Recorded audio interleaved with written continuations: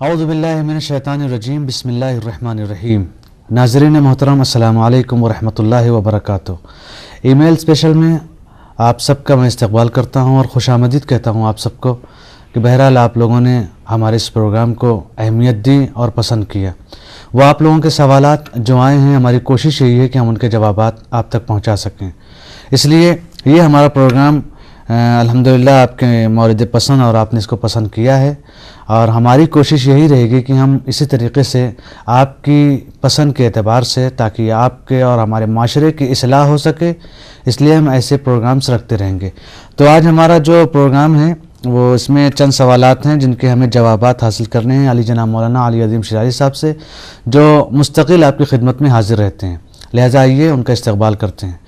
مولانا السلام علیکم ورحمۃ اللہ وبرکاتہ. وعلیکم السلام ورحمۃ اللہ وبرکاتہ. یہ ہمارا جو پروگرام ہے ای میل اسپیشل کا اس میں ہم آپ کی خدمت میں پھر سے حاضر ہوئے ہیں اپنے ناظرین کے سوالات لے کر اور انشاءاللہ امید ہے کہ نفع بخش جوابات سے ہم انشاءاللہ اپنی زندگی کو سنوار سکیں گے. دیکھیں پہلا سوال ہے یہ پھر ممبئی سے آیا ہوا ہے. یہ رقیہ خاتون کہتی ہیں وہاں سے کہ میرے شوہر ایسے تو بہت خوش اخلاق ہیں اور خوش کردار بھی ہیں لیکن مشکل یہ ہے کہ جب بھی وہ اپنی ماں یا بہن کے گھر جاتے ہیں تو وہاں سے آنے کے بعد گھر کو تقریباً سر پر اٹھا لیتے ہیں. بہانے سے چیخ پکار مچاتے ہیں, لڑائی جھگڑا کرتے ہیں. جب میں ان سے اس بات کا پوچھتی ہوں کہ آخر آپ کیوں ناراض ہیں, کیوں ایسی باتیں کر رہے ہیں, تو کہتے ہیں کہ تم نے میری ماں کو ایسا کیوں کہا, تم نے میری بہن کے متعلق یہ کیوں بولا.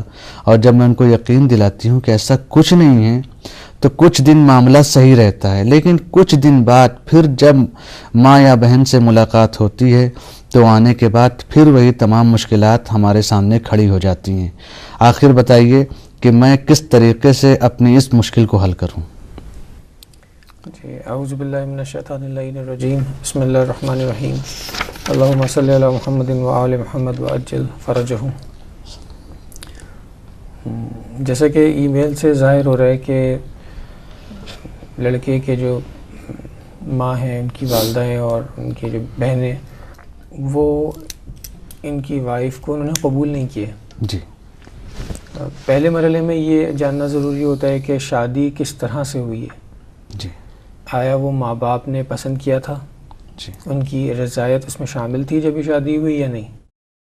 تو اس میں ایک پہلو تو خود شادی کا ہوتا ہے کہ شادی کس طرح سے ہوئی ہے. جی دوسرا ہو سکتا ہے کہ کلچر کا کوئی ڈیفرنس ہو. جی کلچر کا مسئلہ ہوتا ہے جس کی وجہ سے وہ ماں, جیسا کہ یہاں وہ بتا رہے ہیں نا, یہ ایک حصہ ہے سٹوری کا, ایک سائیڈ ہے کہ جس میں وہ یہ بتا رہے ہیں کہ جب بھی یہ گھر سے آتے ہیں اپنی ماں بہن سے مل کر تو پھر آ کے میرے پر غصہ کرتے ہیں. جی اب یہ اپنی صفائی میں پیش کر رہی ہیں یہاں یہ بات کہ ضرور ان کی ساس اور جو نند ہے وہ یہ کام کر رہی ہیں. جی یہ خود کیا کرتی ہیں نہیں کرتی ہیں اس کا انہوں نے نہیں بتایا کہ ہر وقت وہ کیوں ان کے کان بھرتی ہیں. اگر ان کی مائیں ساس اور نند یہ کام کرتی ہیں تو کیوں کرتی ہیں. جی ٹھیک ہے. ایسی صورتحال میں کوشش یہ کی جاتی ہے کہ بات کو کلیئر رکھی جائے. ٹھیک ہے. اگر شوہر کہ یہ ویکنس شوہر کے اندر پائی جاتی ہے کہ وہ کان کا کچا ہے. جی کہ وہ جب اپنی بیوی سمجھاتی تو پھر مان لیتا ہے, پھر گھر جاتا ہے تو پھر مان لیتا ہے. یہ دونوں کی مان لیتا ہے. تو اس کے اندر خود اتنی کوالٹی ہونی چاہیے کہ وہ ایک فیصلہ کرے کہ بھئی اس بات کو میں کیسے جسٹیفائی کروں کہ کون صحیح ہے کون غلط ہے. جی تو یہاں پہ اس مرد کا کردار بہت امپورٹنٹ ہے کیونکہ دونوں کو بیلنس کرنا ہوتا ہے. جی بیوی کا بھی اپنا ایک مقام ہے. جی شادی سے پہلے دوسرا اس کا مقام ہے, شادی کے بعد بہرحال ایک معیاری کردار ادا کرتا ہے. ٹھیک ہے نا. اور اس کو تو دونوں کو نزدیک لانا ہے نا کہ دونوں کو دور کر دینا.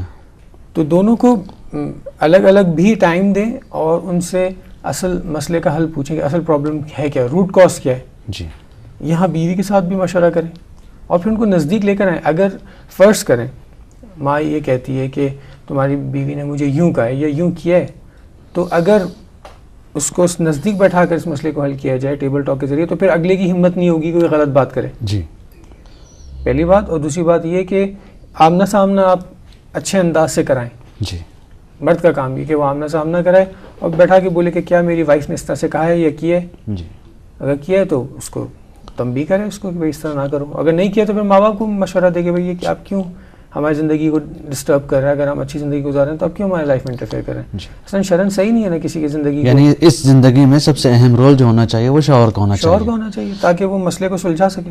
کہ ساس بہو کی اگر مشکلات ہیں تو وہ بجائے اس کے کہ ادھر کی ادھر بتائے یا ادھر کی لے کے آئے پھر ادھر بتائے، ایک واقعاً جسے فیصلہ کن اس کا کردار ہونا چاہیے کہ کس طریقے سے ہم کو دونوں کا آپس میں، چونکہ بہرحال یہ واسطہ ہے.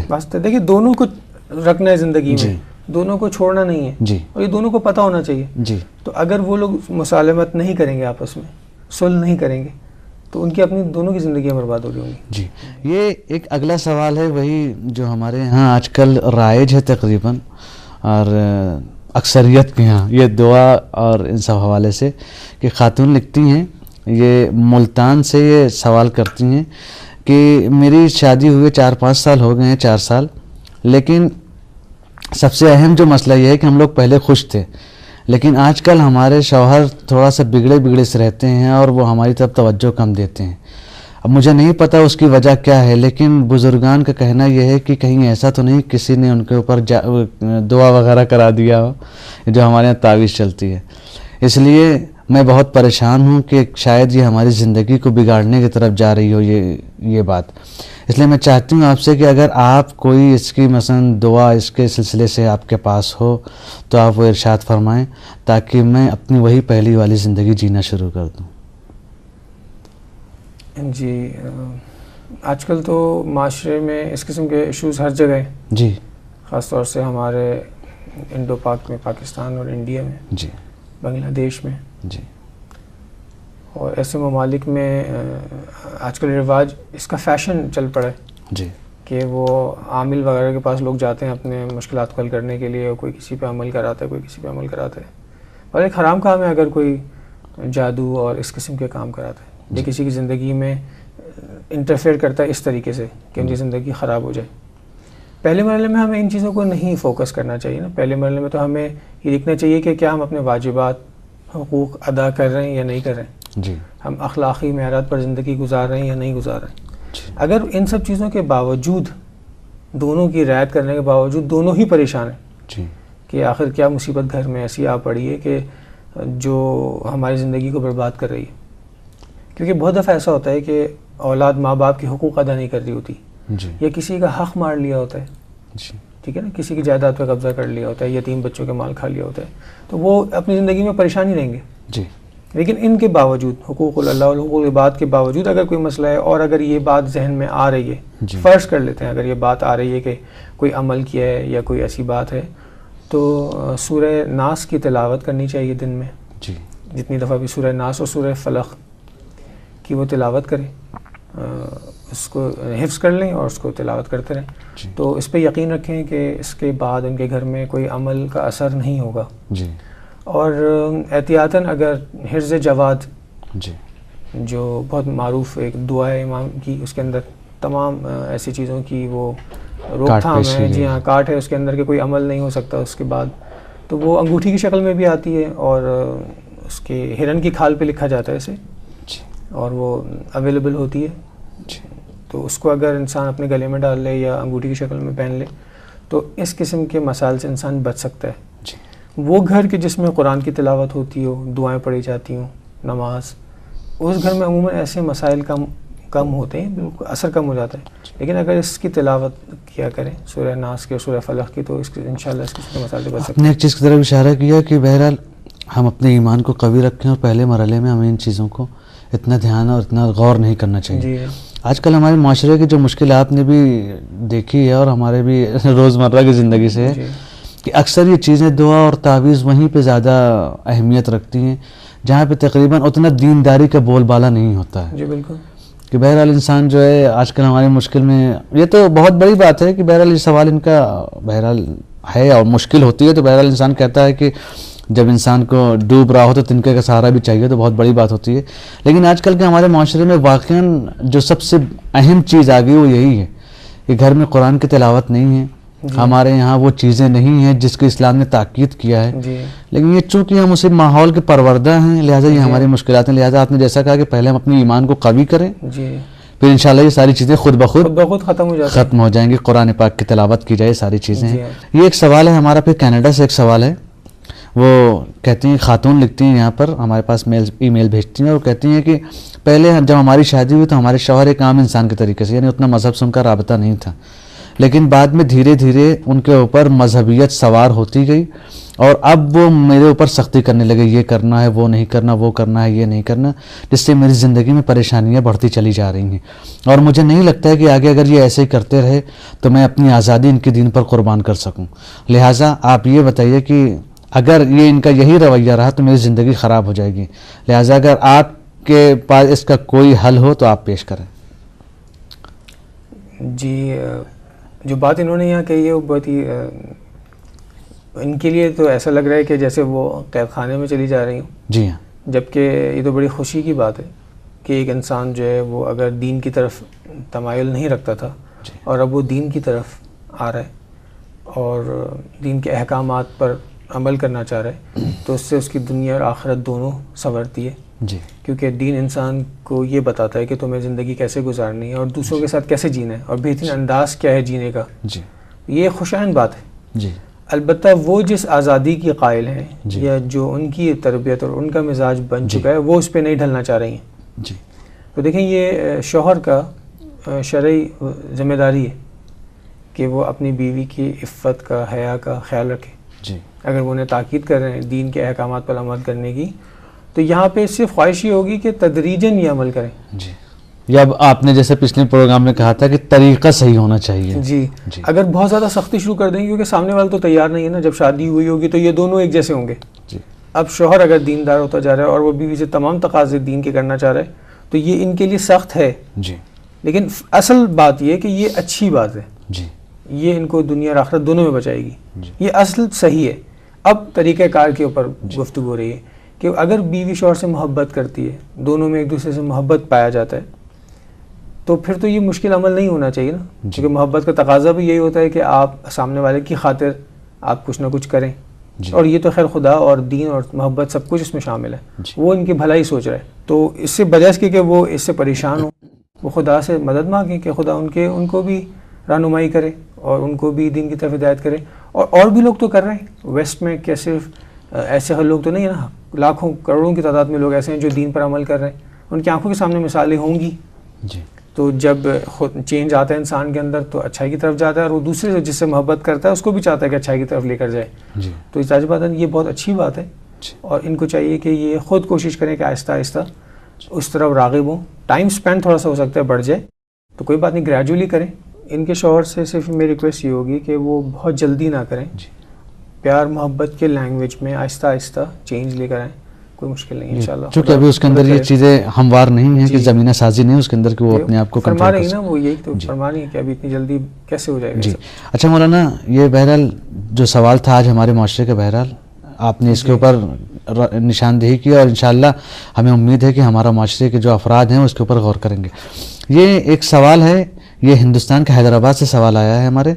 وہ یہ خاتون لکھتی ہیں کہ ہماری زندگی, یعنی ہماری ازدواجی زندگی کو شادی ہمارے ہوئے 4 سال ہو گئے ہیں اور ہماری شروع سے ہمارے شوہر کے ساتھ یہی مشکل تھی کہ میں ان سے کہتی ہوں کہ آپ صاف رہیے, آپ نہائیے, اچھے اچھے کپڑے پہنیے, میں جب دھو رہی ہوں, میں آپ کے لیے نئے کپڑے مہیا کر رہی ہوں, ان کے اوپر پریس کر رہی ہوں, تو آپ کیوں ایسا نہیں کرتے؟ جبکہ حقیقت حال یہ کہ بجائے تشکر اور شکریہ کے جب بھی میں ان سے صاف صفائی کی بات کرتی ہوں تو وہ ناراض ہو جاتے ہیں. مجھے یہ محسوس ہوتا ہے کہ باہر کا اگر کوئی انسان دیکھے گا ان کو اس حالت میں تو سوچے گا کہ ان کی بیوی ان کو صاف نہیں رکھتی ہے, میری بے عزتی محسوس ہوتی ہے, اور میرا شوہر اگر معاشرے میں گندا جائے تو یہ بھی میری خفت محسوس ہوتی ہے. لہٰذا آپ ایسی بات کریں اس سے میرے شوہر قانع ہو جائیں اور اچھے عمل کی طرف تیار ہو جائیں. جی دیکھیں, صفائی تو نصف ایمان ہے. جی, ایک مسلمان کی جب تصور ذہن میں ہے کہ ایک شخص مسلمان ہے تو ذہن میں تصور یہ آتا ہے ایک صاف ستھرا مرتب انسان. جی, اور دین نے اس کی تاکید کی ہے, ہر لحاظ سے تاکید کی ہے. یہ انسان کے بچپن سے جو اس کو ماحول ملتا ہے, جی, جس طرح اس کی تربیت کی جاتی ہے, جس محلے میں علاقے میں وہ پلا بڑا ہوتا ہے, اور جو اس کی تعلیم اور اس کی جو فکر بنتی ہے یہ اس کے نتیجے میں وہ اس طرح کا ہو جاتا ہے. جی, جیسا کہ یہ شکایت کر رہی ہیں کہ وہ شخص جو ہے وہ صفائی کے حوالے سے اور یعنی ایسا شخص نہیں ہے کہ جس کے ساتھ کھڑا ہو کر یہ کہا جائے کہ یہ میرا شوہر ہے جی، کیونکہ وہ معاشرے کی بات کر رہے ہیں نا یہاں پہ. جب انسان کسی سے اپنی نسبت جوڑتا ہے تو کوشش کرتا ہے کہ وہ شخص باعث افتخار ہو جی ہاں اور اس کو عزت ملے. جی خود بھی وہ چاہتا ہے کہ وہ ایسے ہی اس کے اسٹیٹس پر آئے. تو یہ تو ایک اچھی بات ہے کہ اگر کوئی خاتون یہ چاہتی ہیں کہ وہ خود بھی اپنے آپ کو اچھی طرح سے رکھیں جی اور شوہر کو بھی وہ چاہتے ہیں اچھی طرح سے, یہ بالکل ضروری ہے اور یہ شوہر کو کرنا چاہیے. جی کیونکہ اگر وہ اس طرح نہیں کریں گے تو انحراف کا شکار ہونے میں دیر نہیں لگے گی. جی ٹھیک ہے, اور رغبت کم ہوتی جائے گی دھیرے دھیرے خود بخود. رغبت جنسی حوالے سے بھی کم ہو جائے گی, اخلاقی اعتبار سے بھی کم ہو جائے گی, محبت ختم ہونی شروع ہو جائے گی. کیونکہ یہ شخص مثال کے طور پہ ان کو پرواہ ہی نہیں ہے, جی نہ ان کو اپنی پرواہ ہے نہ ان کو اپنے لائف پارٹنر کی پرواہ ہے, جی اور ان کو پرواہ ہے تو یہ تو ایک مشکل کھڑی ہو جائے گی نا زندگی میں. اور وہ صحیح بات پر یہ تاکید کر رہی ہیں کیونکہ احادیث میں بھی آئے, ائمہ نے بھی فرمایا کہ جس طرح مرد چاہتا ہے کہ اس کی بیوی سجی رہے, سنوری رہے, اس کے لیے آمادہ رہے, تیار رہے, اسی طرح مرد کو بھی چاہیے کہ وہ اپنے آپ کو تیار رکھے, فٹ رکھے. حتیٰ آپ دیکھیں تاریخ میں خضاب لگائے, جی انفرادی شخصیت کا حامل ہو, یعنی دوسروں کے سامنے اگر کھڑا ہو. ظاہر سی بات ہے. تو یہ تو ایک طبیعی تقاضا ہے ان کا اور یہ پورا ہونا چاہیے اور اس کا خیال ان کو رکھنا چاہیے, ورنہ پھر وہ ذمہ دار ہوں گے اگر کوئی خدا نخواستہ کوئی ایسی بات ہوتی ہے, مشکلات زندگی میں پیش آتی ہے, یا وہ خاتون جو ہے وہ بد مزاج ہو جاتی ہے کچھ عرصے کے اندر, تو اس کے ذمہ دار یہ خود ہوں گے. جی کیونکہ یہ تو ایک اچھے انسان کی صفت ہی یہی ہے کہ اس کے وجود سے خوشبو آنا مستحب عمل ہے نا. یہ نبی اکرم صلی اللہ علیہ وسلم کی جو خصوصیات ہیں, جو چیزیں انہیں پسند تھیں, ان میں سے خوشبو تھی.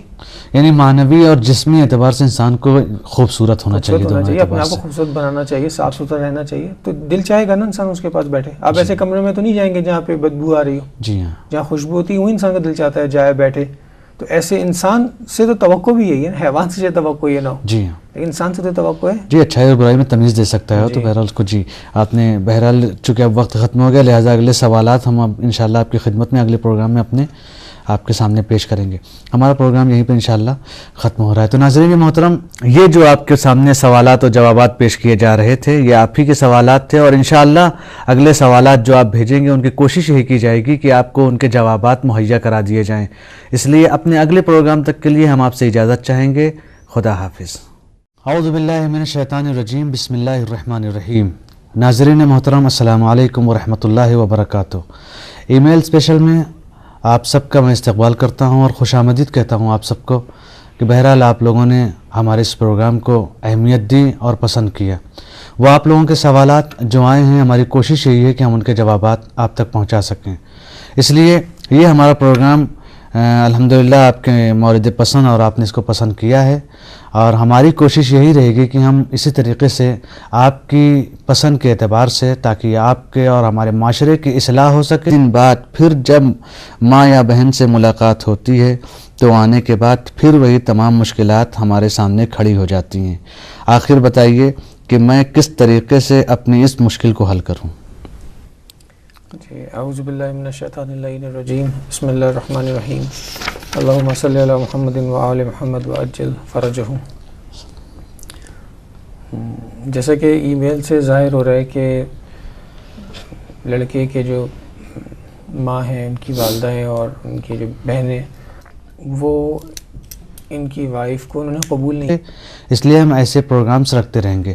تو آج ہمارا جو پروگرام ہے وہ اس میں چند سوالات ہیں جن کے ہمیں جوابات حاصل کرنے ہیں علی جناب مولانا علی عظیم شیرازی صاحب سے, جو مستقل آپ کی خدمت میں حاضر رہتے ہیں. لہٰذا آئیے ان کا استقبال کرتے ہیں. مولانا السلام علیکم ورحمۃ اللہ وبرکاتہ. وعلیکم السلام ورحمۃ اللہ وبرکاتہ. یہ ہمارا جو پروگرام ہے ای میل اسپیشل کا, اس میں ہم آپ کی خدمت میں پھر سے حاضر ہوئے ہیں اپنے ناظرین کے سوالات لے کر, اور انشاءاللہ امید ہے کہ نفع بخش جوابات سے ہم انشاءاللہ اپنی زندگی کو سنوار سکیں گے. دیکھیں, پہلا سوال ہے, یہ پھر ممبئی سے آیا ہوا ہے.